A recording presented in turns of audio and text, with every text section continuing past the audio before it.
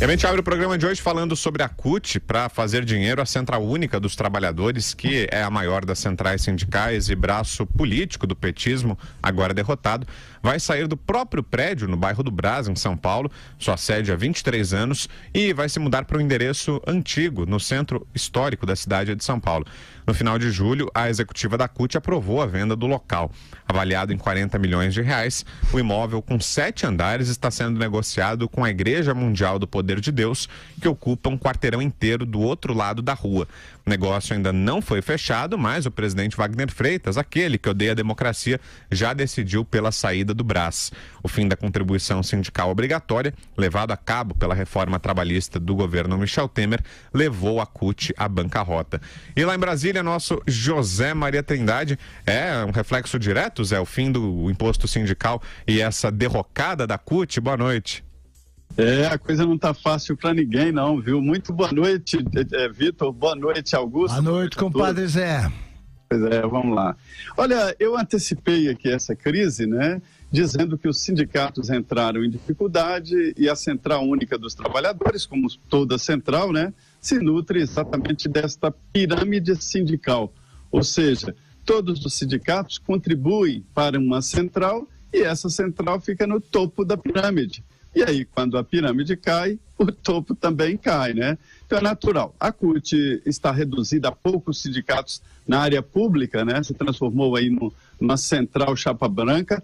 Poucos sindicatos estão se filiando à CUT, então a ideia é essa mesmo. Só que a decisão é tomada tardia, porque o buraco está muito grande, a informação é de que a CUT enfrenta problemas financeiros e acabou se transformando também num cabidão, né? Todo mundo os companheiros que estão sem emprego e tal, vão para a militância, acabam como funcionários da central sindical. Não é um privilégio da CUT. Várias centrais, conheço uma central, inclusive, de trabalhadores autônomos. Imagine, uma central de trabalhadores autônomos. Então, se você é trabalhador autônomo, acha que está livre de sindicato? Tem sindicato, sim, e cada sindicato tem a sua central, ou seja, as centrais sindicais estão sentindo o reflexo do fim da base, né, da pirâmide sindical. Eu vou te falar uma coisa, Vitor, eu não acredito em extinção de sindicato, fim de sindicato. Agora, que eles terão que se reformular, isso eu não tenho a menor dúvida. Sindicato, para existir daqui para frente, ele vai ter que se explicar com trabalho. Não é assistência odontológica, médica, não. É existencial mesmo. Ele tem que provar para o sindicalizado que ele é necessário. E aí o sindicalizado terá orgulho até de pertencer àquele sindicato e pagar a taxa sindical. É assim que vai funcionar daqui para frente. Bom, sempre se diz, há muito tempo se diz que não há nada melhor no Brasil, nada mais lucrativo do que criar um sindicato, uma igreja ou um partido.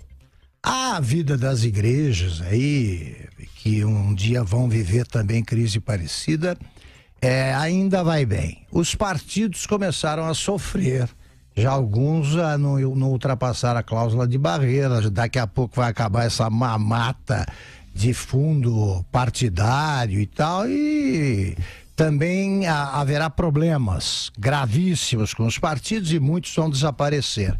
E os sindicatos, como a gente tem avisado aqui nos Pingos dos Is há muito tempo, começaram a viver a sua bancarrota. O Zé Maria tem dito sempre o seguinte: os sindicatos têm de se modernizar e têm de atender efetivamente aos sindicalizados, senão não vale a pena.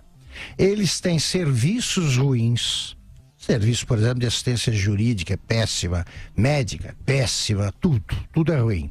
Eles só fazem política, eles ainda sonham com a revolução marxista, né? Ainda acham que vão trazer o paraíso socialista para o Brasil e se esquecem de coisas elementares como, por exemplo, muitos sindicatos no Brasil representam, teoricamente, profissões que vão acabar em poucos anos.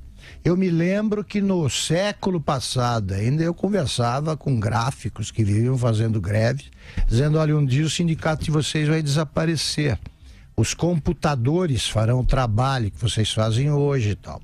Em vez de treinar os sindicalizados para o futuro, eles ficaram ali esperando o tempo passar. Resultado, o que era um dos sindicatos mais fortes entre todos no Brasil, hoje não existe mais.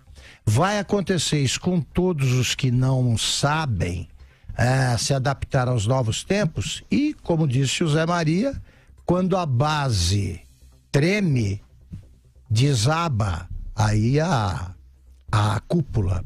A CUT vive de sindicatos, que é como esse viaduto aí, o alicerce vai desaparecendo, cai, o viaduto racha, o viaduto, etc.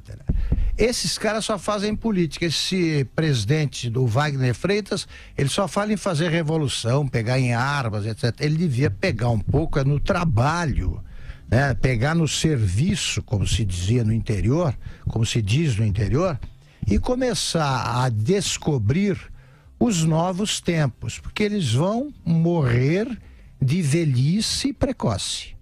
Porque eles poderiam prolongar a sua vida se pensassem mais nos associados e menos nos seus chefes políticos.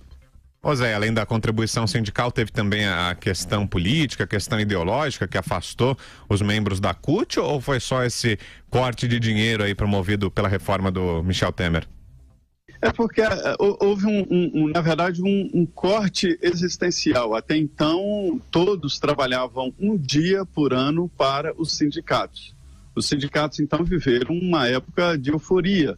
Uma carta sindical chegava a custar 4 milhões de reais, sustentava partidos políticos que dominavam o Ministério do Trabalho. É o caso do PTB, né? O PTB. E se uma carta valia 4 milhões de reais, uma carta sindical é uma autorização para a abertura de um sindicato. Imagina quanto esse sindicato arrecadava, né? Ou seja, faturava. E aí houve o fim, né? A lei que acabou com o imposto sindical obrigatório. E aí começou a dificuldade financeira dos sindicatos. Como tudo na vida, assim, né, Augusto? Como diz lá o livro famoso do Meio e Mensagem, né, a indústria da comunicação, de que um jornal morre 10 anos antes, o sindicato também é assim. Ele também morre 10 anos antes, ou seja, quando ele fecha, há 10 anos atrás ele já acabou e vem enrolando, começa a contrair dívidas. Já tem muito sindicato aqui se preparando para fechar as portas. A CUT vai sobreviver se continuar pendurada nos servidores públicos, só isso. Sabe que eles me lembram, assim, é como se você entrar numa redação ou num estúdio, como aqui estamos, e em vez de enxergar laptops, essas coisas aí modernas, né? Essas coisas acontecem. É pegar a gente trabalhando com aqueles microfones de latinha ali, fazendo anotações com bico de pena. Presas ao passado, vivendo em outra época. O discurso é antigo. Eles são companheiros, vamos parar e falam em greve geral. Tem sindicato que vai ser levado à greve geral pela paralisia, paralisia financeira. Eles não têm mais a boquinha, porque além, o Vitor estava falando quais foram as outras torneiras fechadas, a mesada do governo. Eles tinham tudo. O 1º de maio, que as centrais sindicais faziam, tinha como patrocinadores quem? As estatais entravam nessa. Você via lá, propaganda da Caixa Econômica, Banco do Brasil, morreu, fechou a torneira, ponto.